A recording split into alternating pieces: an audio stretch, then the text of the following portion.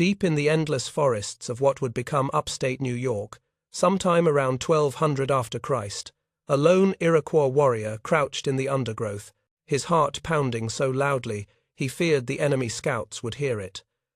They passed within an arm's length, close enough that he could see the paint on their faces, close enough to smell the bear grease in their hair, but they never looked down.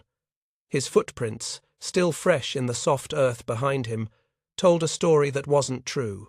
They pointed away from where he'd come, away from his village, away from the war party waiting in ambush. The scouts followed the false trail and walked straight into history.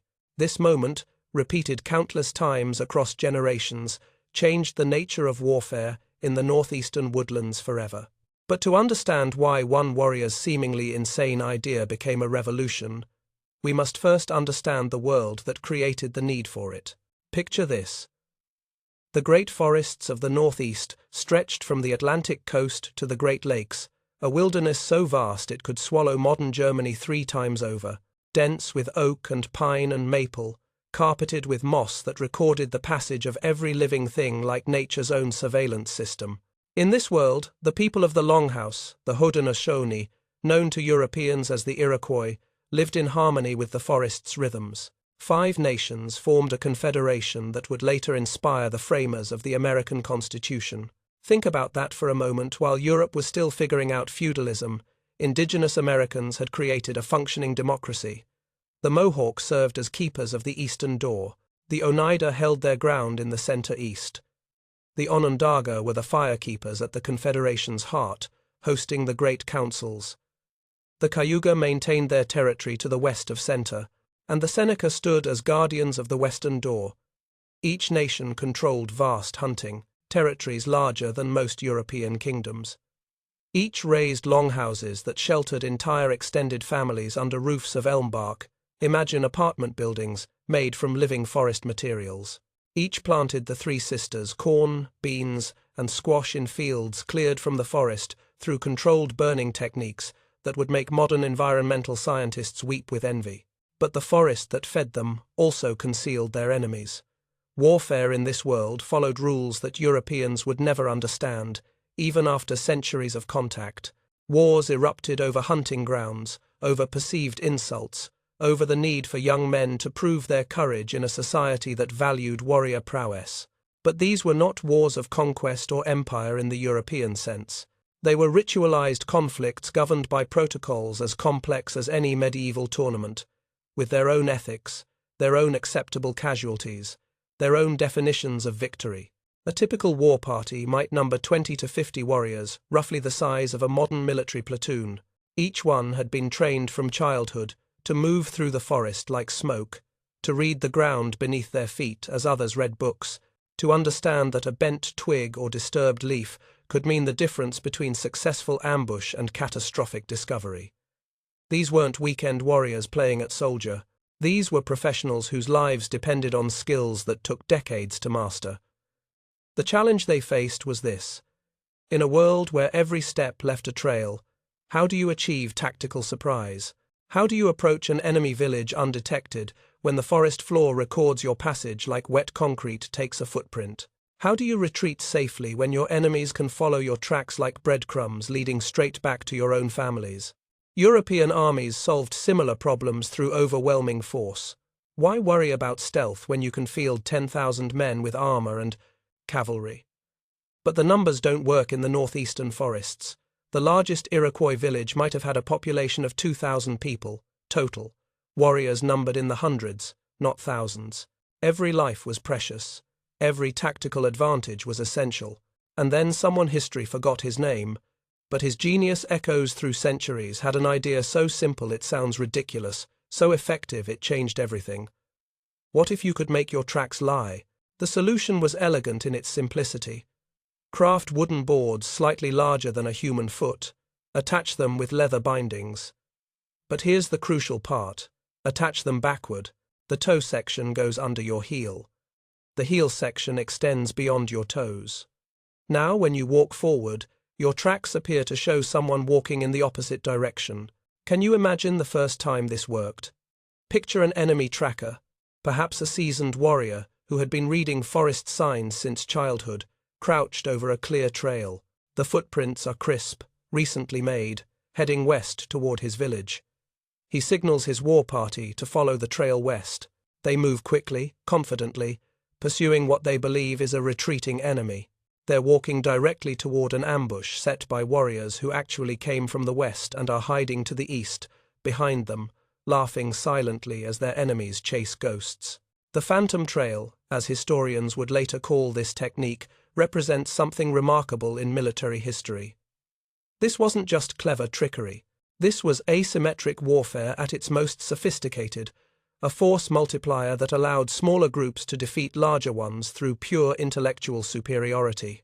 One warrior with wooden boards tied to his feet could mislead an entire enemy war party. But the technique required more than just clever equipment. Imagine trying to walk backward through dense forest while maintaining visual awareness forward, moving silently enough to avoid detection, remembering the terrain you've already covered so you don't trip over logs or step in holes. The physical coordination alone would challenge a modern gymnast.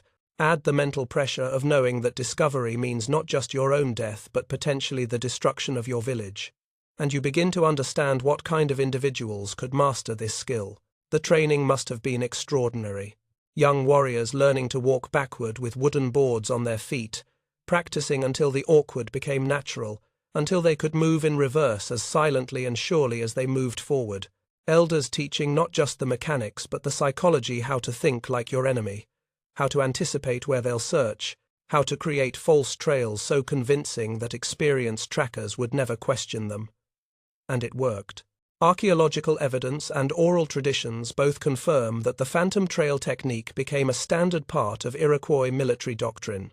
War parties would send scout ahead wearing the boards, laying false trails to confuse enemy trackers. Retreating forces would use the technique to escape pursuit. Raiding parties would approach enemy villages along phantom trails, ensuring that any tracks discovered would point away from their actual route. But here's where the story becomes truly fascinating. This innovation, born from tactical necessity in the forests of medieval North America, would soon face its greatest test. European colonization was coming, bringing new enemies with new weapons and new ways of making war. The question that would determine the fate of nations was simple. Could an ancient deception technique adapt to face conquistadors, colonists, and kingdoms? Could footprints that pointed backward help indigenous warriors fight enemies who brought gunpowder, steel, and diseases from across the ocean? The answer would reshape a continent.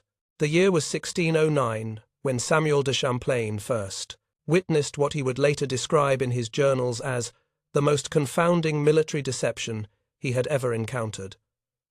The French explorer, fresh from establishing Quebec, had allied himself with the Huron, and their Iroquois enemies were demonstrating exactly why Europeans would struggle to understand woodland warfare for the next 2 centuries. Champlain's Huron allies had been tracking an Iroquois war party for 3 days. The trail was clear, heading northeast toward a Huron village. Champlain, confident in his European military experience, urged immediate pursuit. But the Huron war leader, a seasoned warrior whose scars told stories of decades of forest combat, shook his head and pointed to something Champlain couldn't see. "The tracks lie," the Huron leader said through an interpreter. "These enemies walk backward." Champlain dismissed this as indigenous superstition until the war party they were tracking materialized behind them, emerging from the very direction their tracks said they hadn't come from. The Europeans learned that day that in the American forests, even the ground beneath your feet might be a liar. By the early 1600s, the Phantom Trail technique had evolved far beyond its simple origins. What began as backward footprints had become a sophisticated system of deception that military historians would later compare to the cryptography of the Second World War. The basic principle remained the same: make your tracks tell a false story, but generations of warriors had refined the method into an art form that could fool even experienced indigenous trackers. The boards themselves had become masterworks of tactical engineering. Crafted from specific types of wood, oak for durability, pine for lightness, birch for flexibility, each pair was custom-fitted to its wearer's feet and gait. The bindings weren't simple leather straps, but complex harness systems that distributed weight evenly and allowed for silent movement. Some boards featured false toe impressions carved into the heel section, creating tracks so convincing that enemy trackers would swear they could see individual toe marks pointing in the wrong direction. But the real innovation lay in how war parties employed multiple techniques simultaneously. Picture this: a 20-warrior Iroquois raiding party approaching a Huron village. The lead scout wears standard phantom trail boards, laying a false trail that points away from the village. 2 warriors behind him wear boards modified with animal paw carvings, creating tracks that suggest a hunting party rather than a war party. A 4th warrior periodically removes his boards entirely, creating sections of normal human tracks mixed with the deceptive ones, a psychological touch that made the false trail appear more authentic because it included realistic inconsistencies. Meanwhile, the main body of warriors follows a completely different route, moving along rocky ground and streambeds that leave minimal traces. If discovered, their tracks would tell yet another false story, suggesting a different group moving toward a different objective. The complexity required coordination that would challenge modern special forces units. The mental demands were extraordinary. Imagine walking backward through dense forest while maintaining visual awareness in all directions, remembering terrain you've already covered, coordinating with other warriors, and doing it all silently enough to avoid detection by enemies whose lives depended on hearing you coming. Now add the pressure of knowing that discovery means not just mission failure, but potential annihilation of your entire community. Training began in childhood. Young boys learned to walk backward before they learned to track animals. They practiced in familiar terrain, then in unknown forests, then at night, then while carrying full equipment loads. The best students could walk backward through dense undergrowth as silently and confidently as they walked forward, could coordinate complex group movements without verbal communication, could lay false trails so convincing that their own village trackers couldn't detect the deception. The psychological impact was as important as the tactical advantage. Enemy war parties discovering phantom trails faced a horrible realization. Their opponents possessed capabilities that defied understanding. How do you fight enemies whose tracks cannot be trusted? How do you pursue retreating warriors when their footprints might be leading you directly into an ambush? The uncertainty created by phantom trails forced enemies to question every piece of evidence, to doubt their own tracking skills, to move more cautiously and less confidently. European observers, when they encountered phantom trails at all, struggled to comprehend what they were seeing. Military minds trained in European warfare formations, sieges, cavalry charges, couldn't grasp the sophisticated deception techniques that Native American warriors had developed. Most Europeans dismissed indigenous military capabilities as primitive, never realizing they were facing tactical innovations that wouldn't appear in European military doctrine for centuries. The French, through their closer relationships with native allies, gained the most understanding. Jesuit missionaries recorded detailed observations of indigenous warfare, including descriptions of reverse tracking and false trail techniques. But even sympathetic European observers failed to grasp the full complexity of what they witnessed. They saw individual tricks rather than comprehensive tactical systems. The English, arriving later and in larger numbers, proved even less capable of understanding or adapting to woodland warfare. English military doctrine emphasized overwhelming force and conventional tactics. When English colonial forces encountered phantom trails, they typically responded by increasing patrol sizes or avoiding forest operations, entirely responses that demonstrated complete misunderstanding of the techniques they faced. But Native American enemies understood perfectly, which drove continuous innovation. Huron trackers learned to look for subtle signs that might indicate backward walking, slightly different pressure patterns, unusual stride lengths, disturbed vegetation that didn't match the apparent direction of travel. Iroquois warriors responded by developing even more sophisticated techniques, boards that created realistic pressure patterns, walking techniques that mimicked natural stride lengths, methods for manipulating vegetation to support false trail narratives. The result was an arms race of deception and detection that lasted for generations. Each innovation prompted counter-innovations. Each successful ambush led to new tracking techniques. Each discovered false trail resulted in more sophisticated deception methods. The intellectual level of this woodland warfare rivaled the technological competition that would later characterize modern military conflicts. By the mid-1600s, some Iroquois war leaders commanded arsenals of deception techniques that would impress modern psychological warfare specialists. They understood how enemy trackers thought, what they looked for, how they made decisions.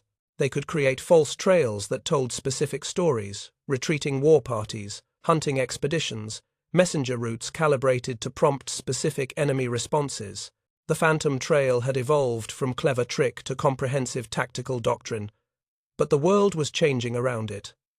European diseases were devastating indigenous populations.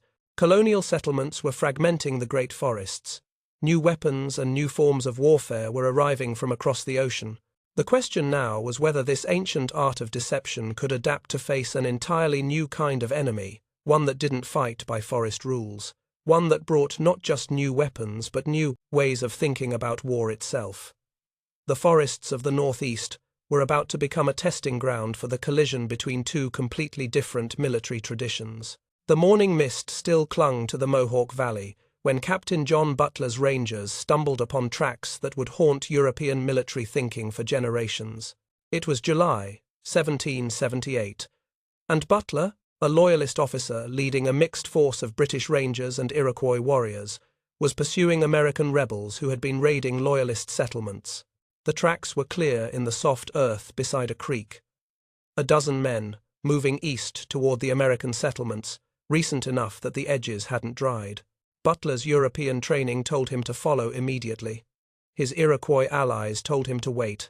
When he asked why, an elderly Seneca war leader named Blacksnake smiled grimly and pointed to details that Butler's eyes couldn't see.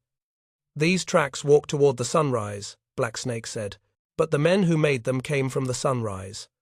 Butler learned that day why European armies struggled in the American wilderness and why the phantom trail technique would both evolve and ultimately fade in the face of revolutionary changes in warfare. By the mid-1700s, the strategic environment that had nurtured the phantom trail for centuries was transforming dramatically. European diseases, smallpox, measles, typhus, influenza, had reduced some Iroquois communities by 90%. Villages that once fielded 50 warriors could barely muster 10.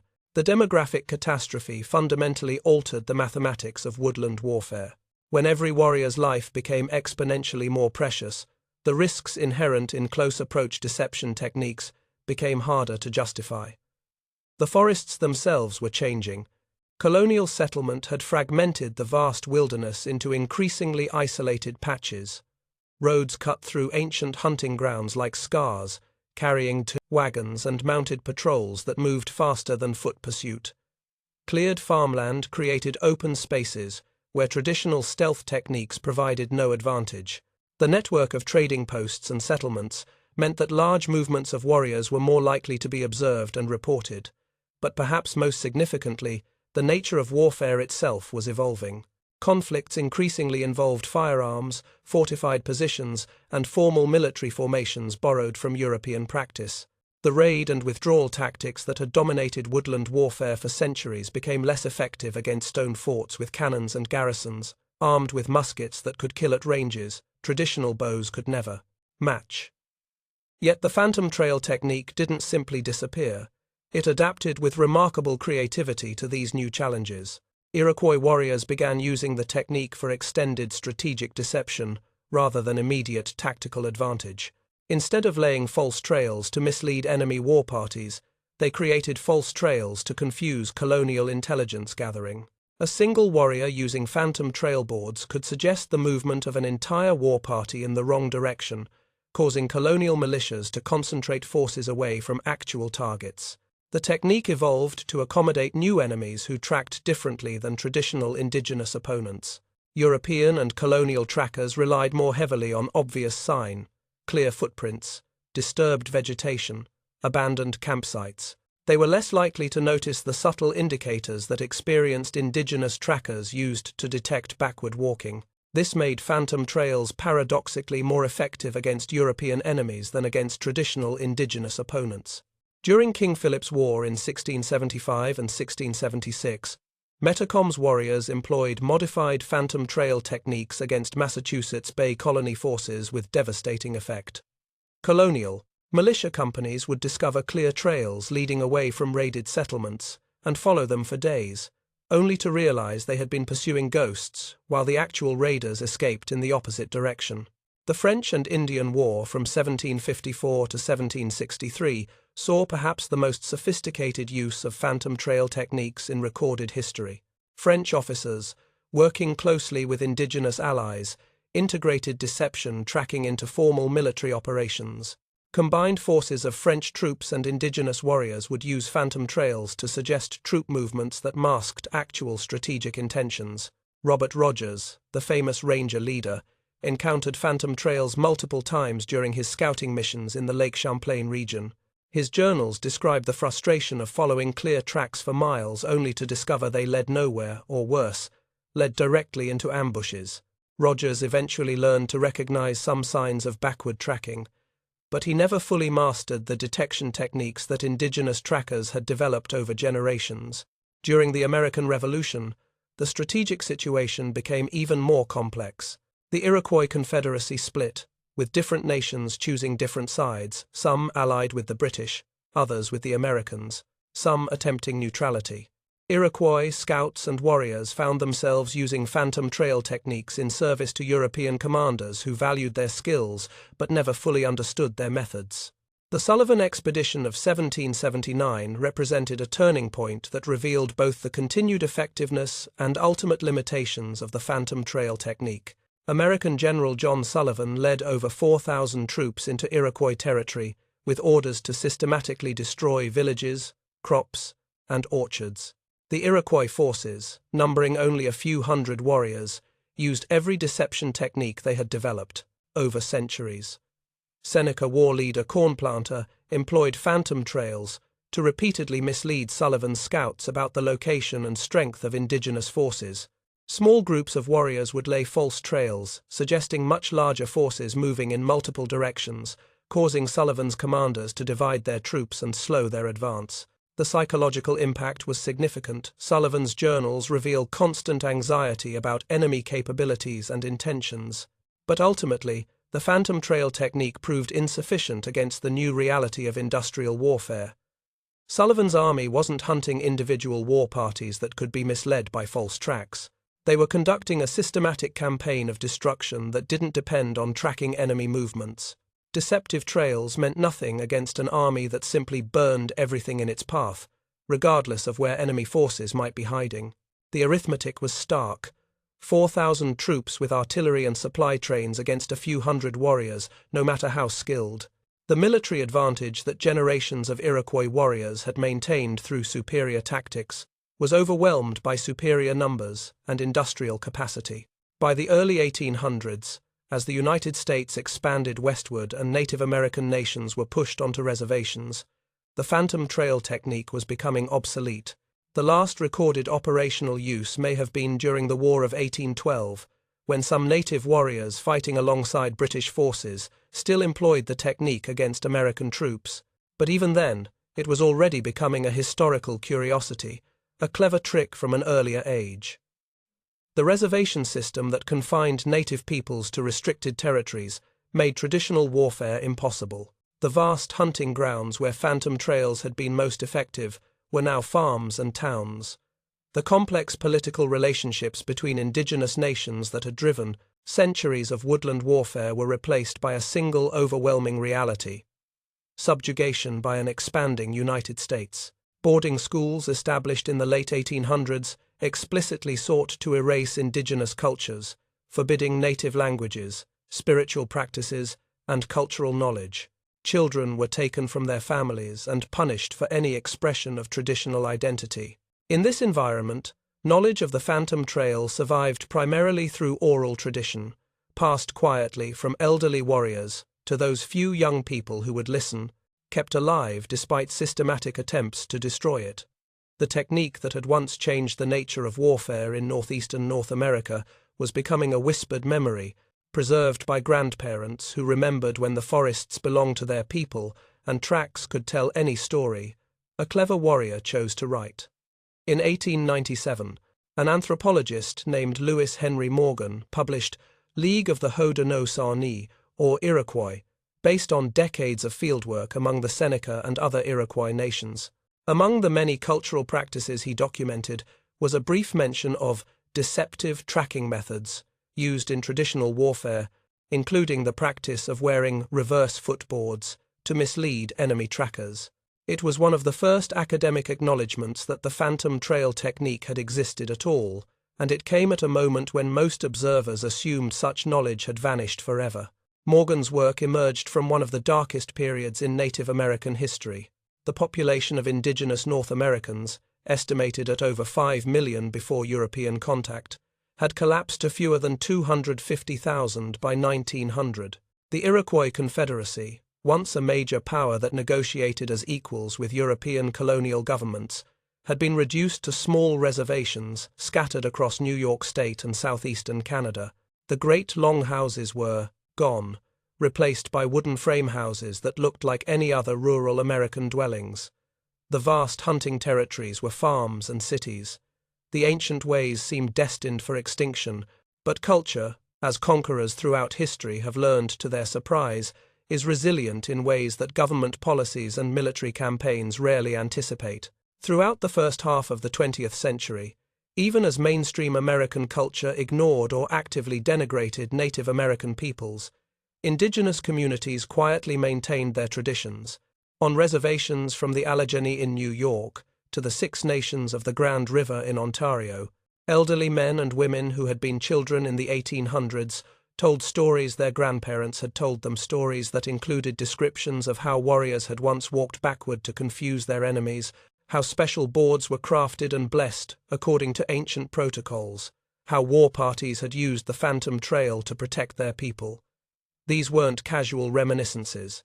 They were deliberate acts of cultural preservation carried out by people who understood that they were the last links to a world that had been systematically destroyed. Consider the courage required: sharing knowledge that the dominant culture had labeled primitive or savage, teaching traditions that government schools had tried to beat out of their children, maintaining connections to ancestors who had been portrayed as obstacles to civilization and progress. The cultural renaissance that began in the 1960s and accelerated through the remainder of the 20th century brought renewed interest in preserving indigenous knowledge. The American Indian Movement, founded in 1968, fought for native rights and cultural preservation. Universities began establishing Native American studies programs. Tribal nations established cultural centers and museums.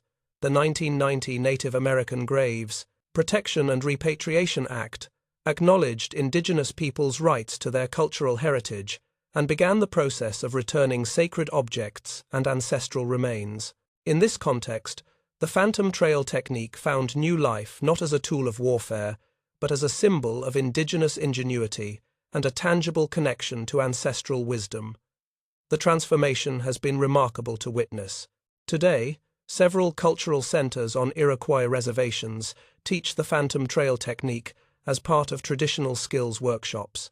The Seneca Iroquois National Museum in Salamanca, New York, hosts demonstrations where visitors can watch craftspeople create replica boards using traditional methods, selecting wood with proper grain direction, binding them with materials their ancestors would have used, understanding both the practical and spiritual dimensions of the work.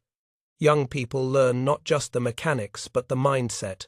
They practice the backward walk in forests that have slowly recovered from centuries of logging and farming, feeling the strange sensation of moving in reverse while maintaining forward awareness, connecting across time to a tradition that refused to die.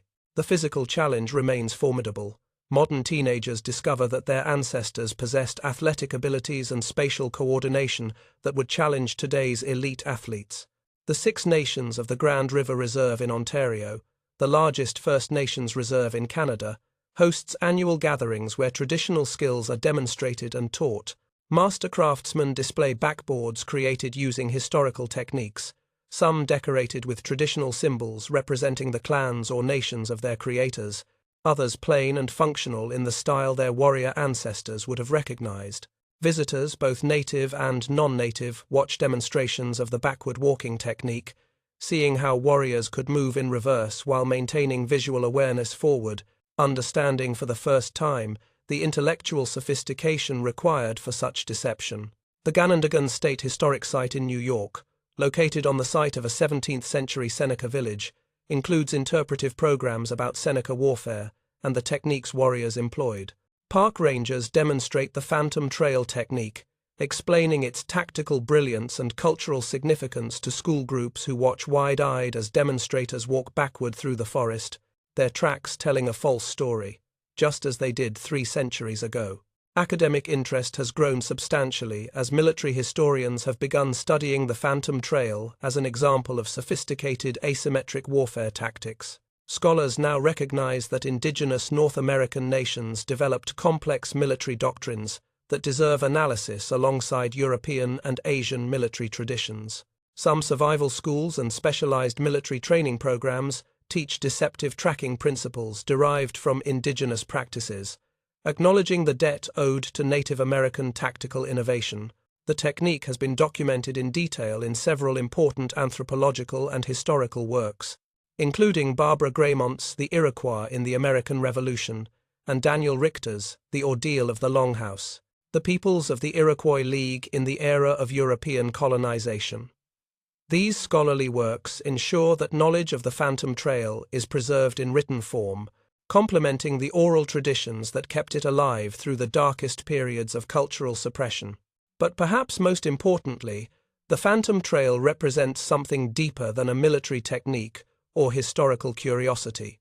For contemporary Iroquois people, members of the Mohawk, Oneida, Onondaga, Cayuga, Seneca, and Tuscarora nations, the technique embodies ancestral wisdom, cultural resilience, and the innovative genius of their peoples.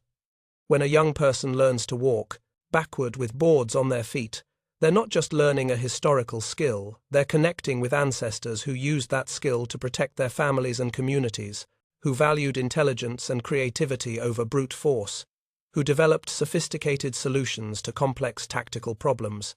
The technique also serves a contemporary political purpose that extends far beyond cultural preservation. For generations, mainstream American culture portrayed Native Americans as primitive peoples who were inevitably overwhelmed by technologically superior Europeans. The Phantom Trail technique, along with other examples of indigenous innovation, challenges that narrative fundamentally. It demonstrates that Native American nations were sophisticated societies with complex military doctrines, strategic thinking, and tactical innovations that rivaled anything Europeans had developed. This recognition supports contemporary tribal sovereignty movements and challenges the historical narratives that justified colonization and cultural destruction. When non-Native Americans learn about the intellectual sophistication of techniques like the Phantom Trail, it becomes harder to maintain the fiction that European colonization represented the inevitable triumph of civilization over savagery. In 2023, the Smithsonian's National Museum of the American Indian opened an exhibit titled Nation to Nation: Treaties Between the United States and American Indian Nations. While focused primarily on diplomatic history, the exhibit included a section on indigenous military capabilities and the tactical innovations that made native nations formidable opponents and valuable allies. Among the artifacts and descriptions was a reproduction of Iroquois backboards and a detailed explanation of the Phantom Trail technique, complete with interactive demonstrations that allowed visitors to understand the physical and mental challenges involved. The story comes full circle in ways that would astonish that anonymous warrior who first thought to tie boards backward on his feet. A warrior crouches in the forest, watching enemies pass, his tracks telling a story that isn't true. But now that warrior might be a teenager at a cultural workshop, learning ancestral skills not for war but for identity. The enemies aren't real, they're imaginary, part of a demonstration. But the connection is real, stretching backward through centuries, a living thread that ties present to past and future.